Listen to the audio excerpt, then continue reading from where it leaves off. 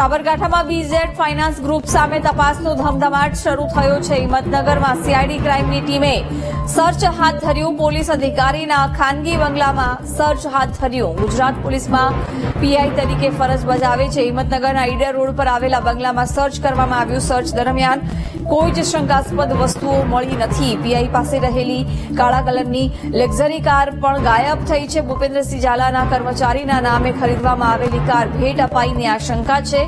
વૈભવી કારને લઈને પણ સીઆઈડી ક્રાઇમ દ્વારા તપાસ હાથ ધરવામાં આવી છે।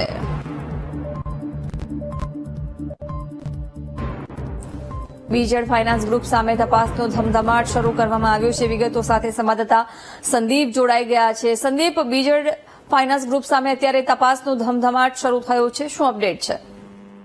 જીજ્ઞાસા, સાબરકાંઠા જિલ્લામાં બીજેડ ગ્રુપના કાર્યવાહી મામલે વધુ એક તપાસ હાથ ધરી છે। સાબરકાંઠા જિલ્લામાં પોલીસ ટીમ ચલાવતા ભૂપેન્દ્રસિંહ ઝાલા વિરુદ્ધ જે સીઆઈડી ક્રાઇમમાં એક નાનામી અરજી બાદ સમગ્ર મામલે તપાસનો ધમધમાટ શરૂ કરે છે। ત્યારે જે ભૂપેન્દ્રસિંહ ઝાલા ભૂગર્ભમાં ઉતર્યા બાદ તેના એજન્ટો પણ ભૂગર્ભમાં ઉતર્યા છે અને ત્યારબાદ 7 લોકો સામે નામજોગ ફરિયાદ કરી છે। સીઆઈડી ક્રાઇમે વધુ એક તપાસ સાબરકાંઠા જિલ્લામાં સર્ચ ઓપરેશન હાથ ધર્યું છે। પોલીસ અધિકારીના ખાનગી બંગલામાં સર્ચ ઓપરેશન હાથ ધર્યું હોવાનું વાત સામે આવી છે। ત્યારે ગુજરાત પોલીસમાં પીઆઈ તરીકે ફરજ બજાવતા એક પીઆઈ છે તેને વૈભવી કાર, બ્લેક કલરની વૈભવી કાર હોવાનું પોલીસને બાતમી મળી હતી। તેને લઈને સર્ચ ઓપરેશન હાથ ધર્યું હતું અને હિંમતનગર ઈડર રોડ ઉપર આવેલા પીઆઈના બંગલામાં ગત મોડી રાત સુધીમાં તેને તપાસ હાથ ધરી હતી।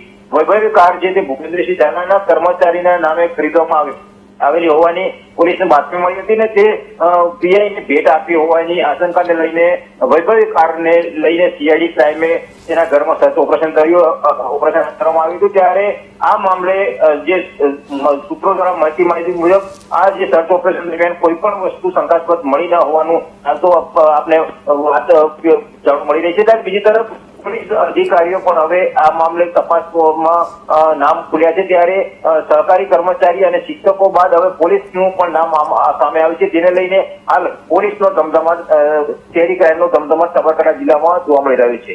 બિલકુલ સંદીપ, આભાર જાણકારી માટે।